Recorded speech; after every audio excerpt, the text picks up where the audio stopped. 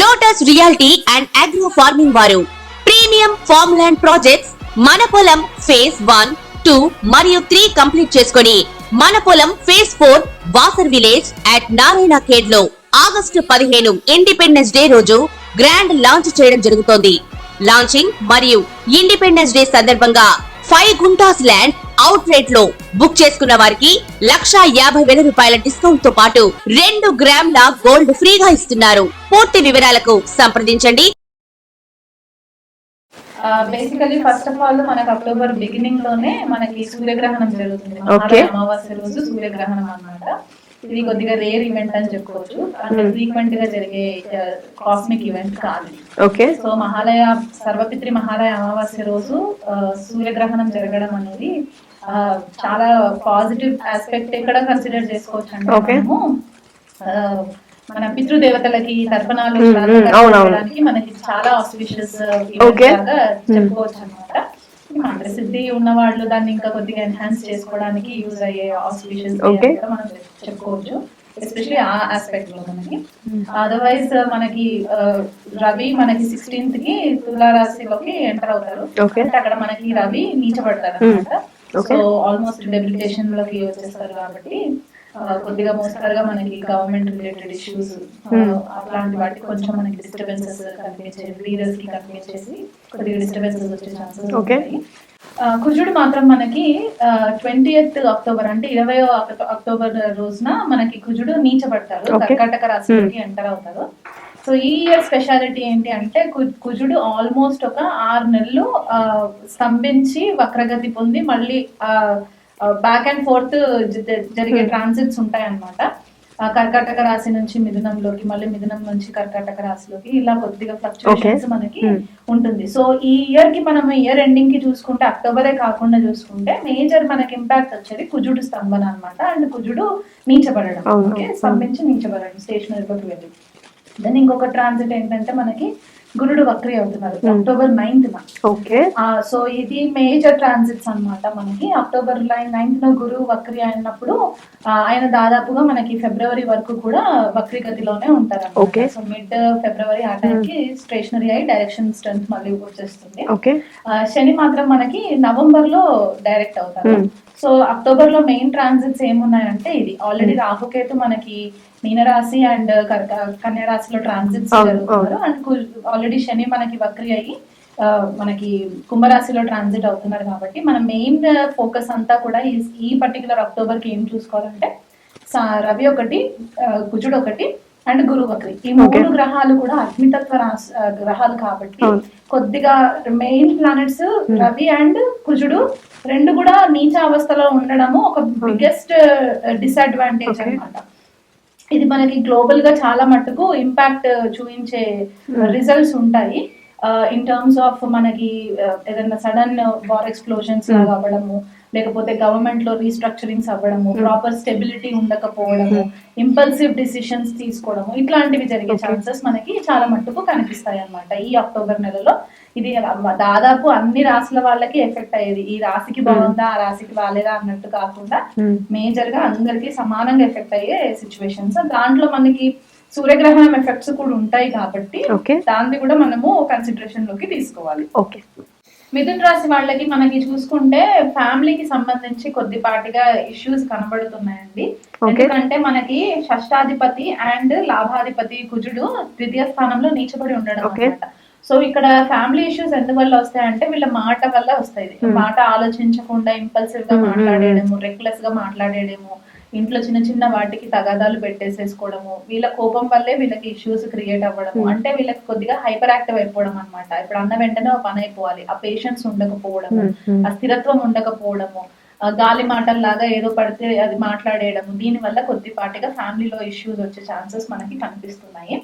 And ఇంకొకటి ఏంటంటే కోర్టుకి సంబంధించి ఏమైనా మ్యాటర్స్ ఏమైనా వీళ్ళకి ఆల్రెడీ కోర్ట్ మ్యాటర్స్ ఉంటే గనక అది ఇంకొద్దిగా క్రిటికల్ అయ్యే ఛాన్సెస్ ఉంటాయి అన్నమాట మనకి మిథున రాశి వాళ్ళకి. ఎందుకంటే షష్టాధిపతి నీచలో పడినప్పుడు కొద్దిపాటిగా వీళ్ళ ఎనిమీస్, వీళ్ళ శత్రువులు ఎవరైతే ఉంటారో వాళ్ళు కొద్దిగా పవర్ఫుల్ అయిపోవడము, దానివల్ల వీళ్ళ పైన దెబ్బతీయడము. సో వీళ్ళకి చెప్పే రెమెడీ ఏంటంటే ఒక 10 steps ఆలోచించి స్టెప్ తీసుకుంటే మంచిది అనమాట. అంటే శత్రువులు ఒక మోస్తారుగా ఉన్నట్టు బిహేవ్ చేస్తే వీళ్ళు ఒక 10 steps అడ్వాన్స్డ్ గా ఉండాలన్నమాట.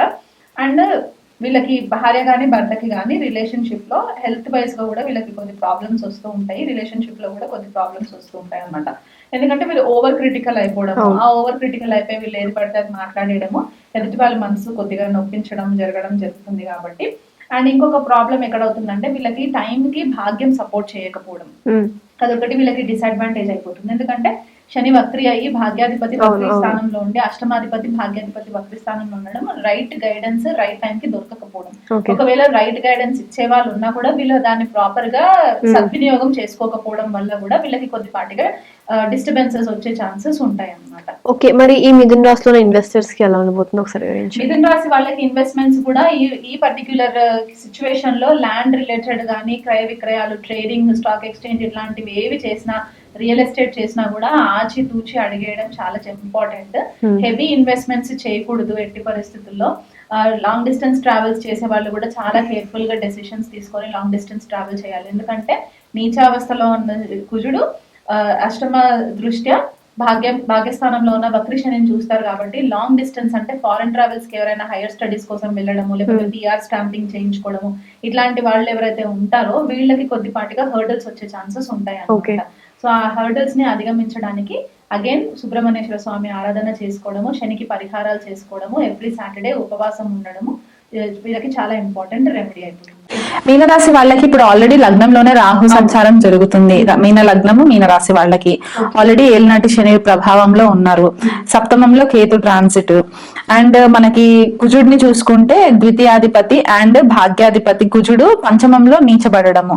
సో ఇక్కడ పిల్లలకి సంబంధించి ఇబ్బందులు రావడము, పిల్లల వల్ల అనవసరమైన మానసిక ఒత్తిడికి గురవ్వడము, లేదా పిల్లల హెల్త్ పరంగా కొద్దిపాటిగా డిస్టర్బెన్సెస్ రావడము, ఎక్కడైతే ఆల్రెడీ ఇన్వెస్ట్మెంట్స్ చేసి ఉంటారో ఆ ఇన్వెస్ట్మెంట్స్ లో కొద్దిపాటిగా లాసెస్ రావడము, లేదా ఇంకా అనుకోకుండా ప్రాపర్ ప్లానింగ్ లేకుండా వీళ్ళు డబ్బు నష్టపోవడము, తెలిసి తెలియగా ఎక్కడైనా పెట్టుబడి పెట్టడము, అందులో ల్యాండ్ కి సంబంధించి రియల్ ఎస్టేట్ కి సంబంధించి పెట్టుబడి పెట్టడము, లేకపోతే కొత్త ప్రాజెక్ట్స్ ఏదైనా చేయడము దాని ప్రాపర్ ప్లానింగ్ లేకుండా చేసుకోవడం వల్ల కూడా వీళ్ళకి కొద్దిపాటిగా డిస్టర్బెన్సెస్ కనబడుతున్నాయి.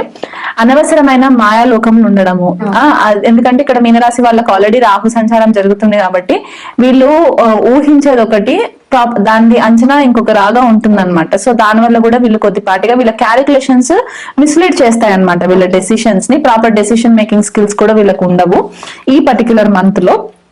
అండ్ తండ్రితోటి కూడా కొద్దిపాటిగా హెల్త్ ఇష్యూస్, తండ్రికి హెల్త్ ఇష్యూస్ రావడము, లేదా తండ్రితోటి కొద్దిగా వాగ్వివాదాలకి లోన్ అవ్వడము మనకి క్లియర్ గా కనబడుతుంది. అంటే వీళ్ళు ఒకటి చెప్తే ఫాదర్ ఇంకొకలాగా అర్థం చేసుకొని డిసగ్రిమెంట్స్ జరగడము, లేకపోతే డ్యూయల్ పార్ట్నర్షిప్ ఫాదర్ తోటి ఏదైనా చేస్తున్నారంటే అక్కడ కూడా కొద్దిపాటిగా డిసగ్రిమెంట్స్ రావడము, ఇవన్నీ మనకి క్లియర్ గా కనబడుతున్నాయి. సిబ్లింగ్స్ తోటి కూడా అంటే అక్క చెల్లెళ్ళు అన్న తమ్ములతో కూడా కొద్దిపాటిగా కమ్యూనికేషన్ లో ఇబ్బందులు రావడం కనబడుతూ ఉంది మనకి. ఎందుకంటే ఇక్కడ పంచమ ద్వితీయాధిపతి అండ్ భాగ్యాధిపతి కాబట్టి మనకి పంచమ స్థానంలో ట్రాన్సిట్ జరుగుతుంది, అదొకటి.